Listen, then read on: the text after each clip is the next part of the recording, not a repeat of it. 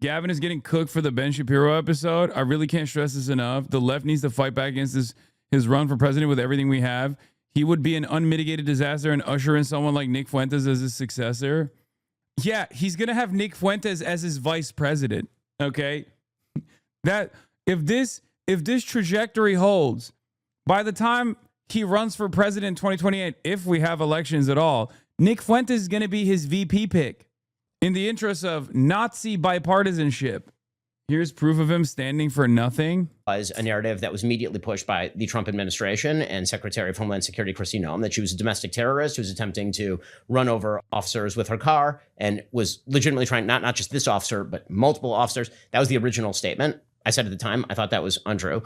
And then your press office tweeted out that it was state-sponsored terrorism, which, I mean, Governor, I do have to ask you about that. Yeah. That sort of thing makes our politics worse. Yeah. No, Ben. What makes our politics worse is a narcissistic pedophile defending Israel dick riding president who only cares about the interests of billionaires, fomenting racialized hatred towards our neighbors, and then seeking the fattest Gestapo agents anyone's ever seen in random Minnesota suburbs.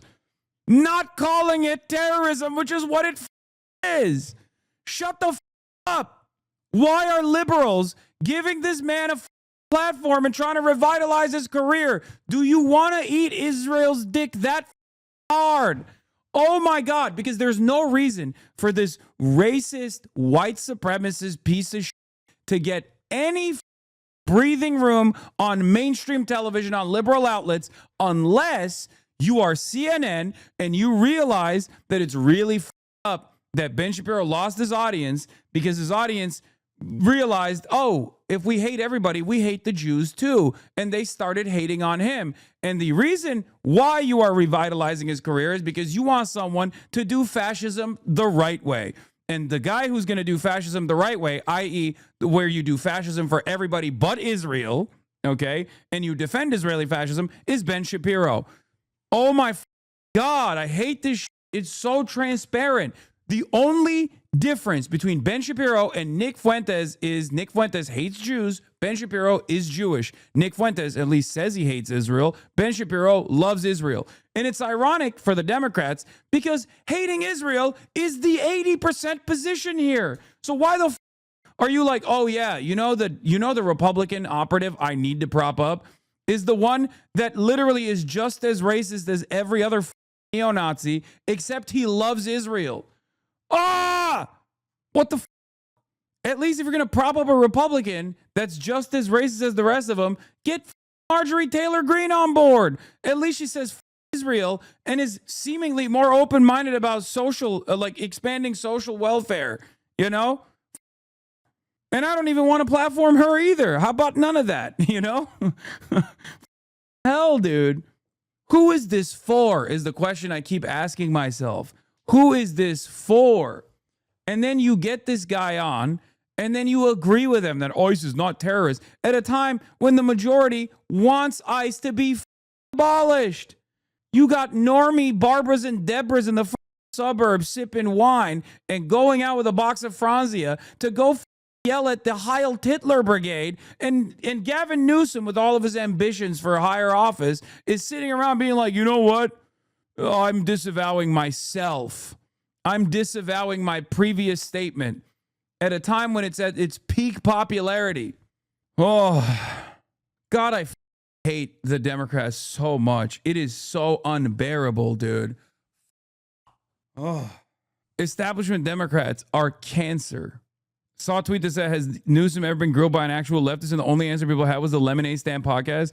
Yeah, I mean, the Lemonade Stand podcasts are not going to be as contentious as Gavin Newsom. They're not wrong. They're great. Okay. I love those guys, but they're not going to grill Gavin Newsom. They're not going to ask him super hard questions. The only time he's actually been grilled is by Connor Eats Pants, ironically enough.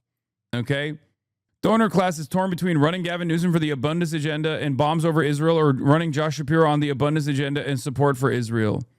If no one is willing to stop this, we should literally run Bernie on life support. I mean, Bernie's going to run on no abundance, Medicare for all, but also support for Israel agenda. So that's great. Yeah, Mecca Bernie rises up, and he's still maintaining the liberal Zionist position for some reason. Everyone around him is like, dude, Israel is poisonous. It's cancer. What the are you doing? And Bernie's like, nope, I'm standing firmly on my commitment to the idea of labor Zionism. I went to the compounds. I went to the communes. I'll have you know, the USSR supported Israel at one point. Did you know that? These guys were socialist. I was in the kibbutz. Yes, as long as we replace Benjamin Netanyahu with an opposition figure that is Benjamin Netanyahu 99% of the way, I'm happy. I'm happy with the results.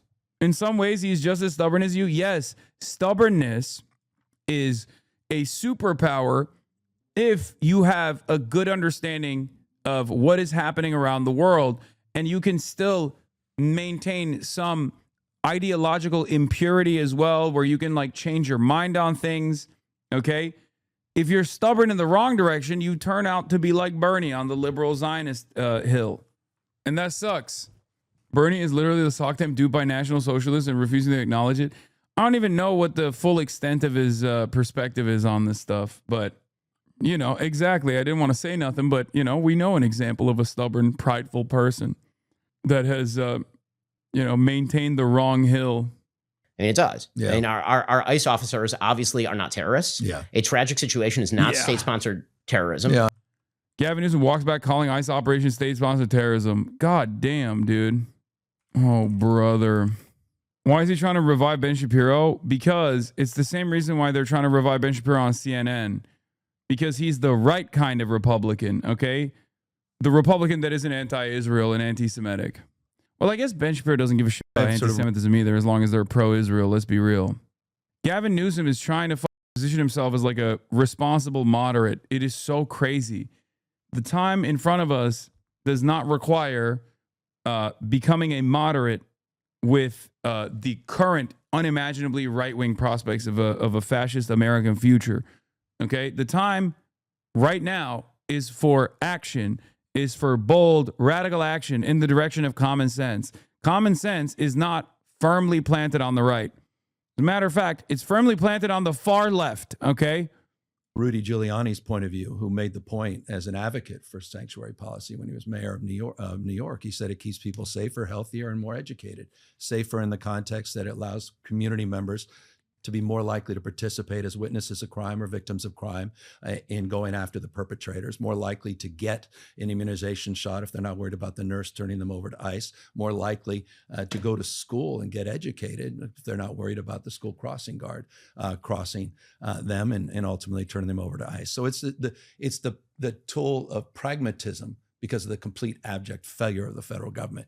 A sanctuary policy is unnecessary if we had comprehensive immigration reform and we had a federal response that was adequate to the task. But in the absence of that, it's grown from the 70s and 80s and 90s, 2000s. And obviously I got here as governor and we had an established. Glazing Rudy Giuliani's demented? No, it's like saying amnesty is good. Ronald Reagan did it. It's just, I don't have an issue with that messaging because it's still pro-sanctuary cities. Okay? If you're going to be pro your own actual policy, utilizing a famous Republican who was an advocate for that same policy is not necessarily a bad thing.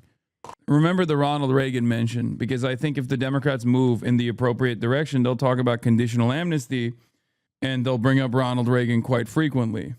Framework before I got here. But it is true that sanctuary policy obviously has had a massive impact as a driver of tremendous number of illegal immigrants in the state of California. I don't know about that. I mean, you see in a lot of states that don't have sanctuary policies, huge increase in immigration, illegal immigration, massive increases, even far greater than the state of California. Just look as an example. But in terms of the cost structure, I mean, you recently, for example, had to freeze the enrollment of undocumented immigrants in state health systems to save money, right? I mean, these are major burdens, no? That's a separate issue. There are 12 states that provide health care for undocs, and we believe in universal health care regardless of pre-existing conditions. My only point is that the cost structure is extraordinarily burdensome. But I don't think in unpacking it, I don't think it's the sanctuary policies that are driving that.